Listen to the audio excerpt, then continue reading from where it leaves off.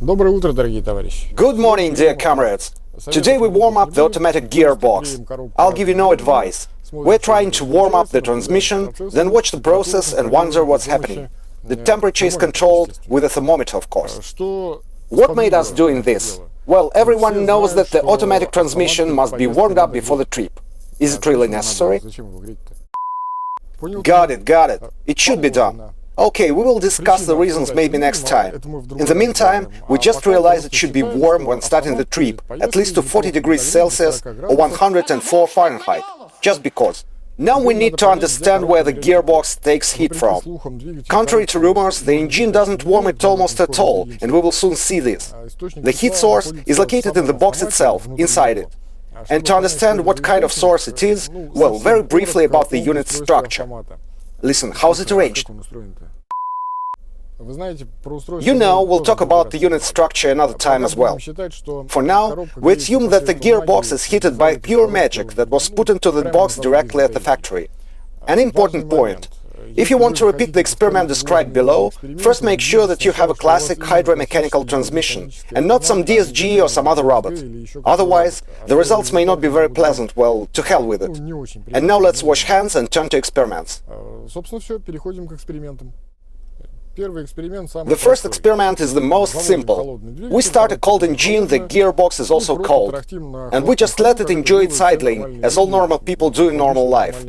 On the left you see a graph with two lines. The upper one is the temperature of the engine, the lower one shows us the temperature of the gearbox. What is good about a diesel Toyota is an ability to control its heating rate. Up to 40 degrees Celsius or 104 Fahrenheit, we mark it with the first vertical bar, we warm it with the help of a viscous heater and a boiler. Next, turning off the heater, we only have a boiler. The second vertical bar indicates reduction in engine speed from warming up 900 to regular 700 revs, and the graph of engine temperature becomes almost horizontal. Now look at the box line, the lower one.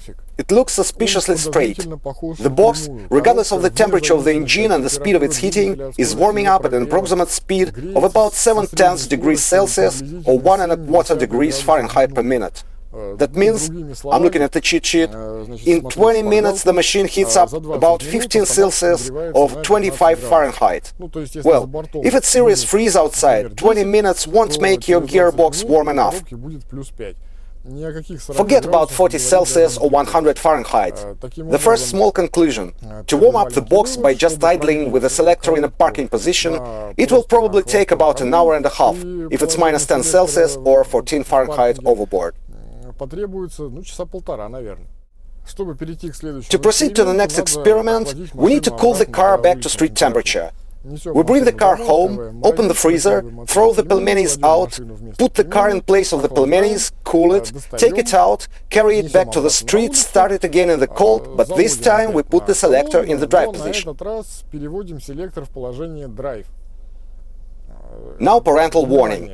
An important point. If you think about performing this test yourself, please use any accessible equipment to ensure that the vehicle cannot move.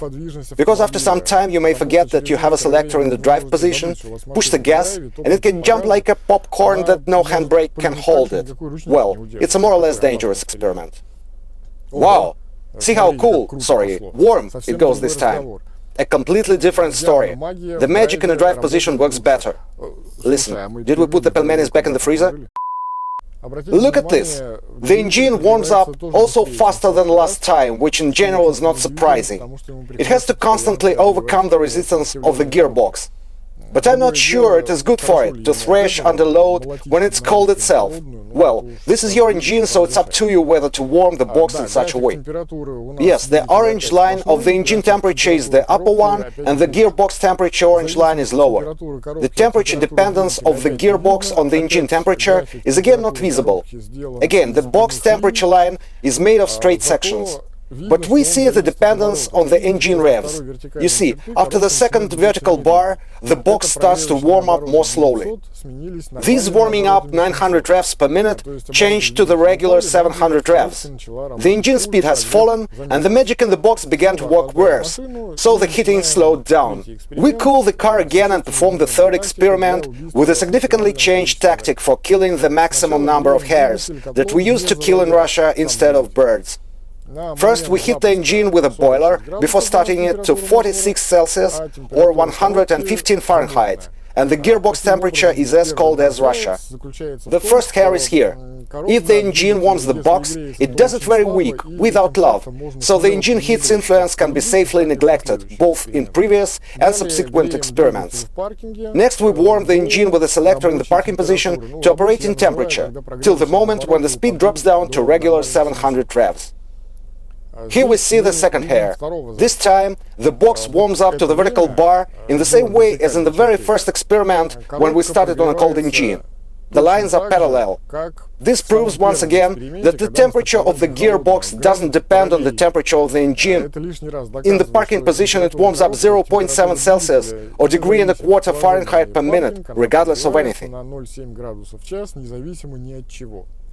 We move the selector into the drive position and see that the warm-up went faster than in the parking, but not as fast as with the warming up revs. And pay attention, this gray graph is almost parallel to the last part of the previous graph, where the revs have already dropped down.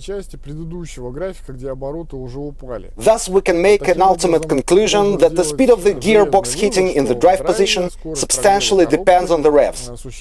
Well, I should have invited Captain Obvious to make this statement, but maybe some of you didn't know.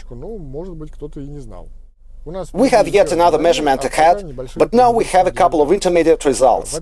Firstly, the gearbox is heated only with the help of the magic inside. The unit doesn't practically take heat from the engine.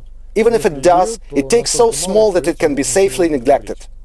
Thus, all the tips that suggest to control the gearbox temperature by the engine temperature scale can be easily thrown into the trash can. Nothing depends on engine temperature, as you can see.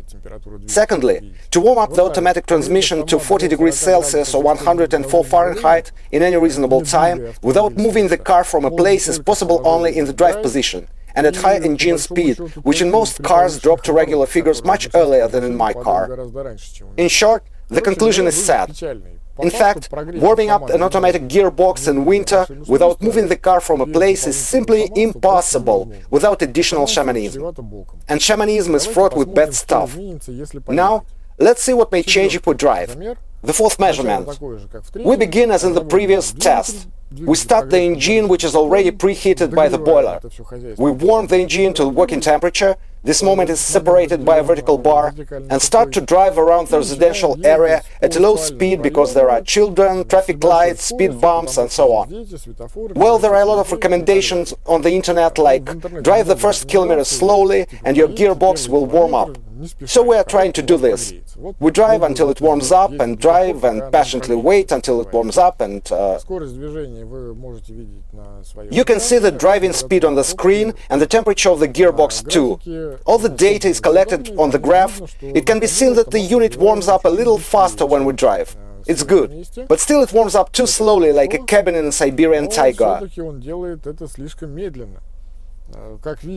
As you can see, heating up to 40 degrees Celsius or 104 Fahrenheit when starting at -10 Celsius or 14 Fahrenheit takes about 15 minutes from the moment you started to drive. At an average speed of 30 kilometers or 18 miles per hour, your 15-minute mileage may be enough to arrive to a working place. Now it's time for today's final conclusion. To warm up the automatic transmission quickly is impossible. The only effective option features violence over the engine and over the car in general. Does it really make sense? We'll find out next time. Or the next one. I don't know, I haven't decided yet. But we have a wonderful array of completely objective data, on the basis of which we can draw different conclusions and we can somehow adjust our behavior in accordance with the goals we want to achieve. About how to use this data, I'll tell you next time. Here it is. Hope I haven't traumatized you somehow. Sign up to save the gears. Good night. Спокойной ночи. Let's go eat pelmenis. Пельмени.